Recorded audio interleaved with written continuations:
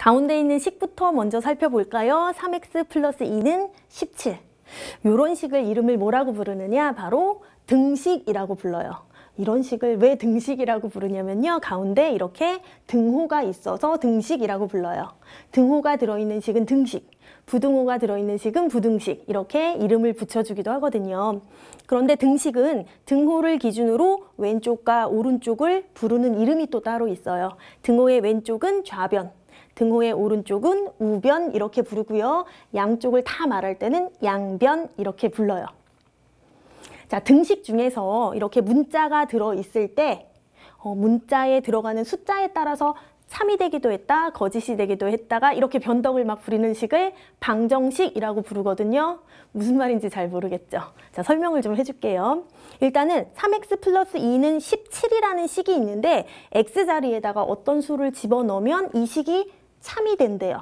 어떤 수를 집어넣어야 참이 될까요? 5라는 수를 집어넣으면 참이 되겠네. 3 곱하기 5 하면 15잖아요. 여기에다 2 더하면 17 되죠. 이런 식으로 x에다 5를 내가 집어넣었을 때는 이 식이 참이 되죠.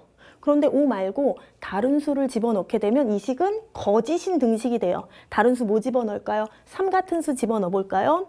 자, 그럼 앞에 있는 3 그대로 쓰고요. 곱하기 x 대신에 3 넣을 거예요. 그리고 2 더하게 되면 계산 결과가 11이죠. 17하고 같지 않잖아요. 그런데 지금 17하고 같다고 해놓게 되면 어때요? 거짓인 등식이 된다는 거죠. 이런 식으로 x 자리에다가 어떤 수를 집어넣었을 때는 참이 되고 다른 수를 집어넣었을 때는 거짓이 되고 이렇게 왔다리 갔다리 한다. 그러면 걔가 방정식이라는 거예요. 그리고 여기 해라는 말이 나오잖아요. 해라는 것은 무엇이냐? 요 방정식을 참이 되게 만드는 x값. 요 식에서는 뭐였냐면 5였거든요. 요런 녀석을 바로 방정식의 해라고 불러요.